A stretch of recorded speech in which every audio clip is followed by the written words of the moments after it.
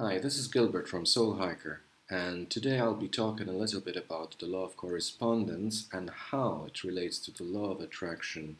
But perhaps more importantly, we shall see how, by using certain language metaphors and certain concepts, we can shed a little bit more light to understand better these two laws as both being great models for reality creation and for manifestation.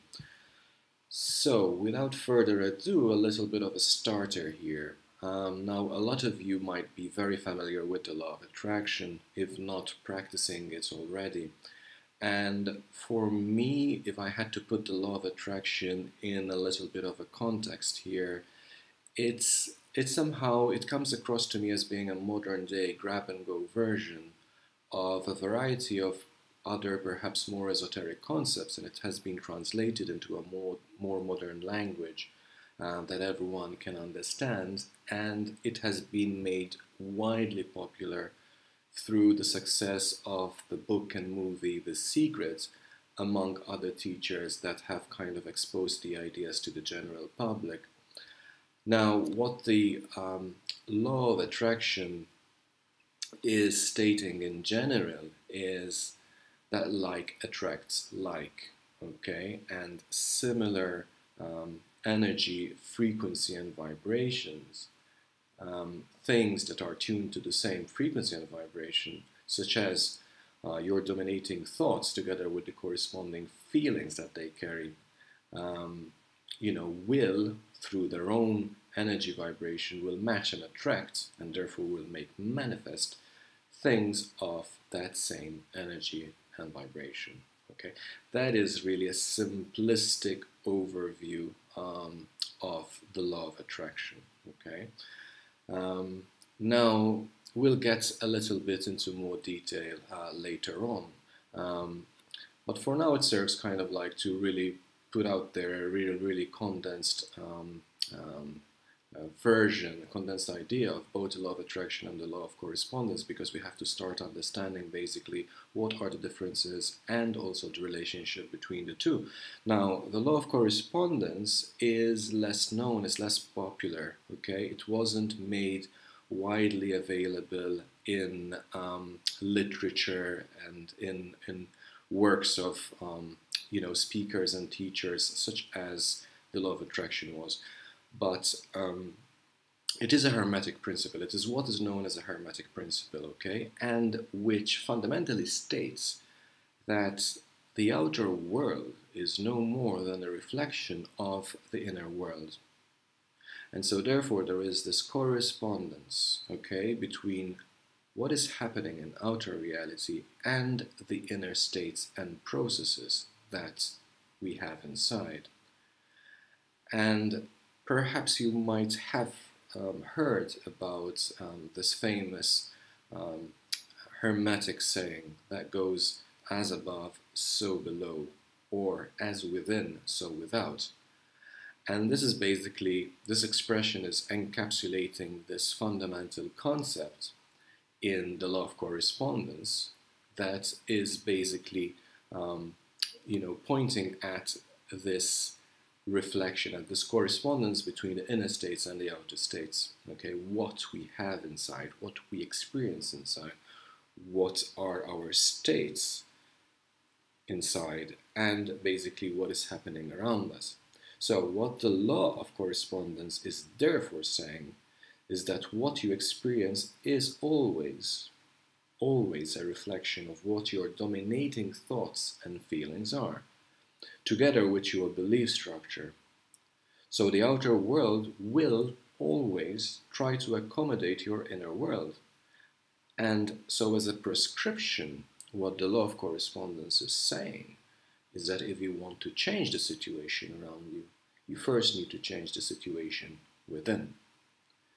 Now, this is fundamentally basically how the two laws look side by side. Okay, so basically for me the law of correspondence is in its essence a little bit more state focused. Okay, it's oriented around states, it's more static, it's just saying what is happening inside of you is going to be reflected in what is happening around you, okay? And if you want to change that, if you want to change your life situation, if you want to change what is happening, if you want to change the recurrent things and themes in your life, you must change what is happening inside of you.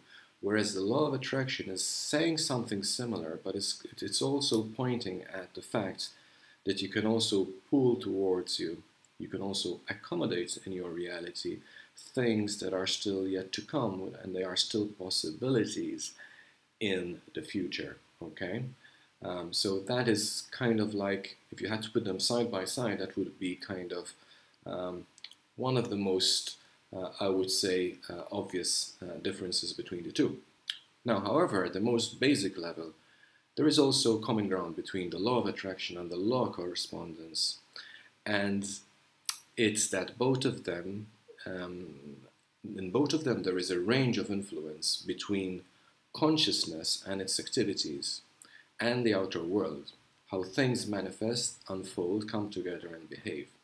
So both of them are reality creation models, okay? They are pointing at, and they are assuming actually at a very basic level, that we have our consciousness, we as consciousness have a direct or indirect influence on what is happening around us, or what could possibly be happening around us if we change certain things, okay? Now, the difficulty is that even though, and I find this to be particularly strange, is that even though we operate consciousness and we interact with the world all the time, we seem to have very little knowledge and awareness on how consciousness affects reality, okay? Most of us, in fact, do not believe it does, all right?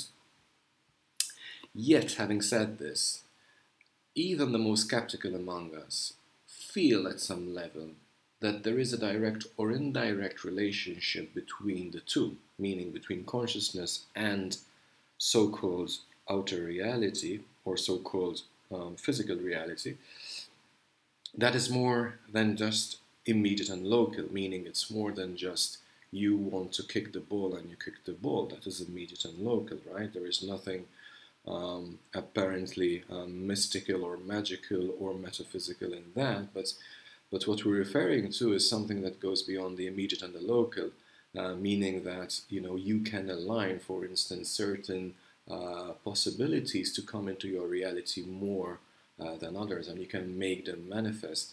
And so what I'm saying is that even the most outwardly skeptical among us will at some point, will at some level feel, because there is that intuition, there is that kind of hunch that all of us have, that we feel that we can somehow directly or indirectly influence our lives, influence our destiny, influence what is happening around us. I believe that what we lack is not just trust in the fact that we have a larger influence in creating and manifesting our destiny and reality, but also that we do not have a keen observation of where our consciousness meets reality. We take it for granted. We don't have a sharp observation, because we kind of like have been programmed and have been conditioned to look at things, to look at circumstances in a certain way, to believe certain things. And so basically this kind of thing of really trying to understand where consciousness meets reality and how it affects us kind of like flies over our head, because we just don't see it. It's beyond our box. It's beyond our circle of conditioned beliefs and assumptions about the world. Now, coming to this is another thing which I kind of like group together as being our limits of understanding consciousness and the way it affects reality. So, continuing on the previous point, I would also add that consciousness has always been a problem to the modern mind, okay, to our mind, the modern mind. because it's let's face it, it's elusive, it's hard to define, it doesn't have any boundaries. Okay, it's very hard to put our finger on, it's very hard to observe, it's very hard to define. um, but the thing is that we cannot answer questions or understand fully what consciousness is if we stick to the very narrow band of the conscious, rational, and problem solving level of mind, okay? The scientific, the analytical, the rational, okay? The literal. And that is basically how we have been, at least for the last 200, 300 years, been focused on looking and trying to understand the universe and what's happening around us from this level of mind, okay, from the scientific, analytical. And that's the way that we have been kind of like programming our um, map, let me call it the map of knowledge, basically what should be valid knowledge and what should not be valid knowledge. And it is based basically on this criteria. If something can be explained rationally, if it can be analyzed, if it can be dissected, if it can be proven by our senses, then it's okay. Okay, but kind of like we shy away from trying to understand nature and the universe and ourselves through adopting other forms of knowledge and wisdom that go beyond this kind of narrow bandwidth of the mind. And so for me, the idea is trying to understand ourselves, trying to understand consciousness, trying to understand how we create reality through using this level of mind, okay, the problem-solving level of mind, is by analogy trying to understand, trying to explain the wave dynamics of the ocean simply by taking a bucket of ocean water, putting it in a puddle, and trying to observe what happens in that puddle, okay? It's just impossible. You need to go out there in the ocean, way beyond the puddle. So this is what I'm trying to say here. If we keep on restricting our understanding of consciousness and how it affects reality through just one restricted level of mind, okay, the rational and problem-solving level of mind, it's very hard to basically go forward with it, okay? We need to expand that. And another thing related to this is that most people, in fact, think of manifestation as a sort of magic that immediately materializes something in a being. There is kind of a direct cause-effect, a Newtonian cause and effect, like you are hitting the ball, you're kicking the ball, and basically there is a correspondent, effect and motion out of that, So this is kind of like how we are accustomed and conditioned and programmed to look at, anything in reality, but also when it comes to manifestation.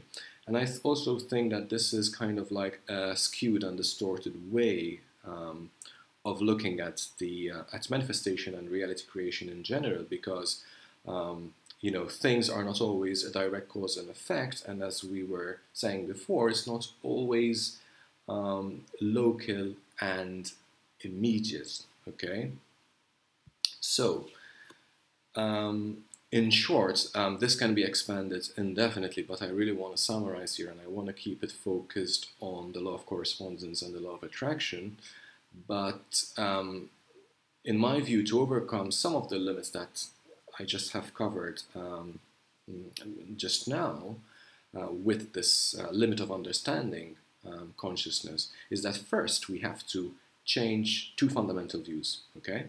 And the first one is that we have to come to understand that consciousness is fundamentally everything, okay? It is not something separate or something secondary or something that just happens coincidentally out of matter, out of time and space. And we shall come to this point later on. And the second view that we need to change is that it would be helpful to use the very simplistic analogy of the mind being the software for your individual consciousness. Okay, it is the program, the software that basically operates your individual consciousness. That's mind. while the brain is the underlying physical hardware that behaves as a tuner that tunes in and interfaces mind with physical reality. All right. Um, Now it will become a little bit more apparent and evident, basically, how the changing our views and metaphors will drastically help in understanding a little bit more um, these models of reality creation. So, um, another very important metaphor that's an analogy rather than a metaphor that I find it very, very, very useful to kind of like understand more in depth and broaden a little bit the perspective of um, how we manifest reality, how consciousness interacts with reality is the ocean analogy. Okay, when we speak about the ocean as one whole thing, we include in it everything that it holds, right? Whether alive or not, big or small. We include every wave, underwater current, creature, the water itself, and so on. Basically, everything is the ocean and is connected together by virtue of it being the ocean. This is kind of like quite obvious, right? I mean, we take it for granted in our language.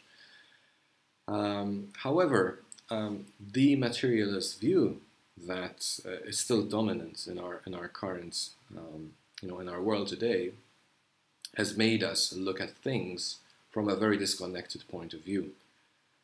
Things are separated from each other, like mind, matter, spirit, and consciousness are split apart. And so are things in the natural world, okay? They are dissected, they are put into silos, they are pigeonholed. And so we think of things as being independent of each other and do not affect each other unless by some Newtonian force, okay, by adopting the classical Newtonian, physics to matter and to movement, to force. So this is the way that we have been kind of like accustomed in general to look at ourselves and the natural world, okay? As an effect of this, consciousness is seen at best as the something that evolved out of matter at some points in the evolution of the universe and life, but is not connected to it in any direct way. So if you have to take the narrative of the materialist view of the world, whether scientific or not, there is this general consensus that there was this random big huge event in the universe, the Big Bang, okay, that it just happened because it happened. This is kind of the narrative of the more materialist view that expanded and grew, and then time and space differentiated, and then there was the particle soup of matter, and then kind of like you had the first complex inorganic matter coming out, molecules, and then organic life, and then life started evolving, so on and so forth, and then at one point, billions and billions of years later, somehow consciousness emerged. This is the evolutionary narrative, okay, that is very much assumed in the more materialist view of the world. And so I'm saying all this, and I'm coming up with the analogy of the ocean to kind of contrast with that, okay, and try to find an alternative, better way of understanding how things are interconnected with each other, okay? Now, using the metaphor of the ocean, we can see how consciousness is like the ocean, okay? And instead of being separate or secondary to matter, as being something that came out as collateral damage, okay? Something that emerged but is disconnected from matter. We can now see it through this analogy of the ocean as it being one and the same at a very fundamental level. Now this will help us to understand both the law of correspondence, as we shall see, and the law of attraction in a better way, and find the common points between the two. So, if everything, now this is a very important point because this was a turning point for me, okay? if everything is ultimately made of the same thing, meaning that consciousness pervades all reality, okay, it's there throughout reality, okay, it pervades all reality, then everything must be able to affect everything, since they are interconnected and made of the same stuff. Okay, now this is kind of like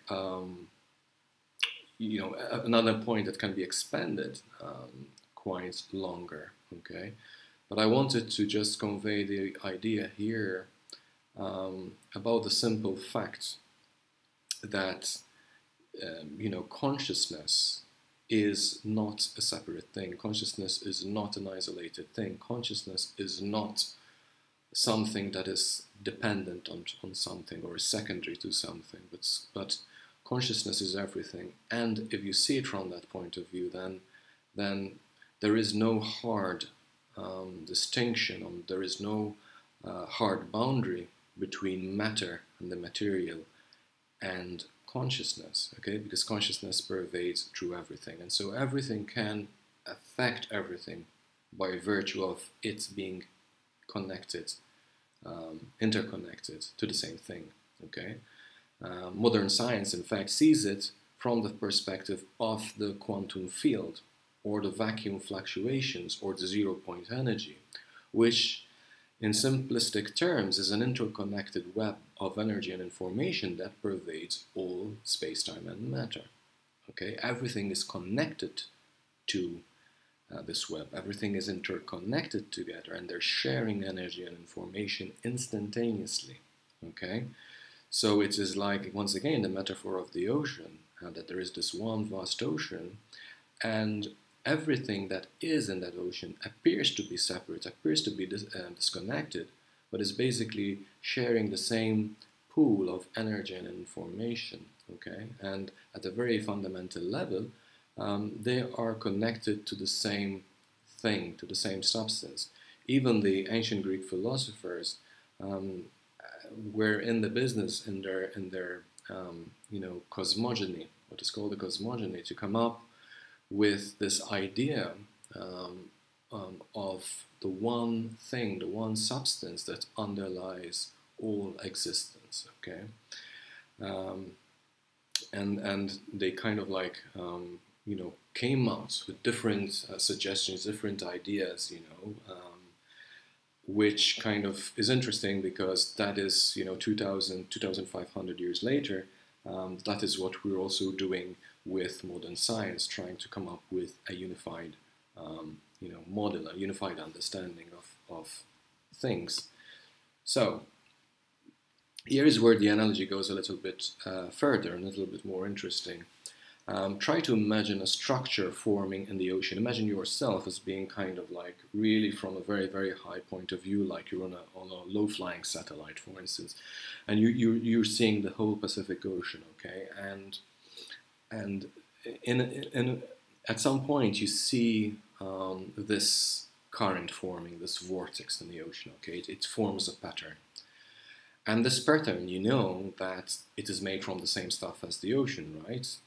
And even though it seems to have stability, like the pattern remains the same, and it keeps structure in space and time, at the same time, you know that it is constantly moving and spinning and changing, okay?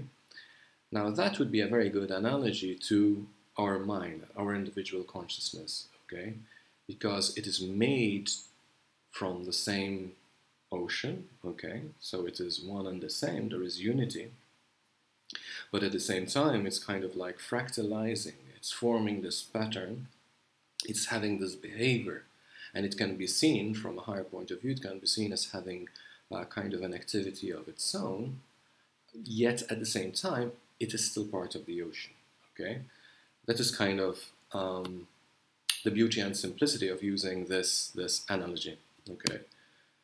Now, going a little bit even further into this, and we're still looking at this vortex, this current in the ocean, we know that depending on the spin, the velocity, the structure of this vortex or jet current, Depending on these factors, it is able to push, channel, and affect movements of the ocean water that passes close to it and that passes through it.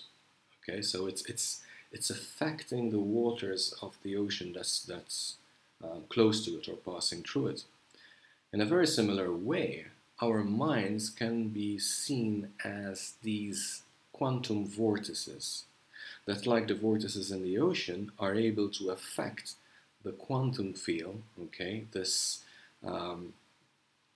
universal field where everything is connected, and so it's able to affect that field by directing the flow of possibilities, so that, for instance, certain possible future, or let's call them lifelines, will form into manifestation. Okay, so by using this analogy of the vortex and of the currents, of the ocean currents, we can see, we can, change a little bit the angle and the perspective and come to understand more easily, perhaps, how our minds, in a similar way, are these vortices that affect the ocean around it, that affect reality around it. Okay. Now, these metaphors for consciousness and reality creation can help us shed more light on the law of attraction and law of correspondence, and this is where we want to comment, and how they can work together for greatest impact. Now, when we look at the metaphor of the vortex in the ocean, the law of correspondence makes immediate sense because it's showing that what is created by the vortex is a reflection of the dynamics of the vortex itself. Okay, so the effects of the vortex corresponds to how the vortex is behaving. In other words, the outcomes are shaped by the vortex itself. This is the model of reality creation. So basically, what's happening inside the vortex, the spin, the speed, the turbulence, all right, all the factors that are happening inside the vortex are directly affecting, and so basically the outcome is purely a reflection of what is happening inside the vortex. There is a direct correspondence. The law of attraction, on the other hand, is correct when presenting the idea that things that have the same energy frequency or the same vibration come together, but not because they attract each other. I don't very much kind of like that that metaphor, attraction, because it's not completely exact in my opinion. So they do come together. It is correct that things of a certain energy and frequency and vibration come together, but not because they are attracted together like a magnet. Okay, I think that metaphor is not exact. I think it's more because they become aligned together. Okay, they are aligned together rather than attracted, rather than there is this kind of magnetic attraction, so to speak. It's more because one is being aligned to the other. And so when we see the law of attraction in terms of the vortex analogy, we see that through the pattern and behavior of the vortex channels and aligns towards itself, okay, a certain flow. And by the same analogy, what we mean by aligning towards itself a certain flow, all right, from the surrounding ocean water, it is like that surrounding ocean water is the range of future possibilities, okay, the possibilities that can happen, can manifest in the external reality of the vortex. So the nature, the pattern, the behavior of the vortex will align towards itself, okay, certain possibilities, and it is aligning those possibilities in particular that are in coherence with itself.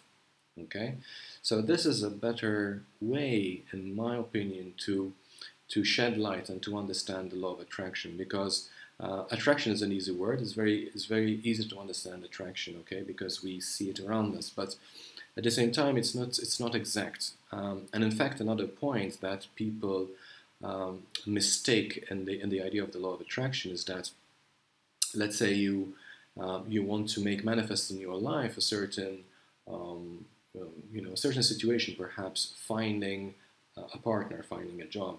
Okay, what you are actually attracting, if we have to use the word attraction, what you usually attracting is not the job, and it's not the partner, it's not the relationship, it's not an object. What you are actually doing is that by putting yourself as if, and the same feeling and the same thoughts, as if that object of desire is already there in your life. So you are vibrating at that level, you are giving out the same energy, and that resonates, and that aligns, and that is in coherence with a possible state, okay, in the future, where you really have that thing, okay? So by mimicking that, by enacting that, by believing, by feeling it as if you already have it here, okay, in the present moment, you are emitting a certain vibration, and then that aligns because it's in coherence, because it resonates with a possible you in the future that really is living that life. But not because you're attracting that thing, you are just attracting, you are just calling yourself in a possible future timeline that is vibrating at that level, okay? That is kind of to be more precise about what the law of attraction is saying. So, the point finally is that both the law of correspondence and the law of attraction can now be seen to be more in line with each other through the proper use of these simple metaphors, okay? Just by tweaking a little bit, changing a little bit the perspective and the words, the concepts we use, we can have a different perspective, and we see how both of them actually come really together beautifully. Now, in fact, they are both saying something fundamentally important about how we interact, influence, and create reality around us. And that basically our internal states, beliefs, attitudes, and feelings have a direct influence on both what is present around us and what is still being set in motion as future possibilities becoming manifest in our life. Okay? Now, the law of attraction is in fact based upon the law of correspondence. Okay? It is based upon the law of correspondence. The law of correspondence is the first law of reality creation because it is fundamentally stating that what you are, you create, right? So it's very fundamental, it's very basic. The law of correspondence is kind of like law 0, whereas law of attraction would be law 1, that is coming out of that very basic assumption. The law of attraction, on the other hand, is saying that if you envision, feel, and think as the future you, who already has the object of desire, or is in the desired situation, okay, the law of correspondence kicks in because your environment must, and I underline must, correspond to your present inner state. So by the law of attraction, then, certain things will start aligning themselves to your current reality. And certain possible timelines become more possible and actual, until by the law of correspondence, it completely matches your inner state. All right? So this is fundamentally how the law of attraction and the law of correspondence, once again through changing and tweaking a little bit our language, our metaphors, and our perspective, come really beautifully together. And we can understand through these metaphors and by comparing side by side these two very basic models of reality creation, it sheds more light, hopefully, for you personally and for us as a group of people very much interested in these things and in in consciousness related topics, how we create our reality, how consciousness affects reality. So this is it. I really thank you for watching till the end of this video, of this presentation. If you enjoyed it, don't forget to click like and subscribe to this channel. Drop a comment if you have anything you would like to share, anything, any question, any ideas, any perspective you would like to add, and perhaps your own experiences and insights about the topic. Please do. Until the next one, thanks again and take care.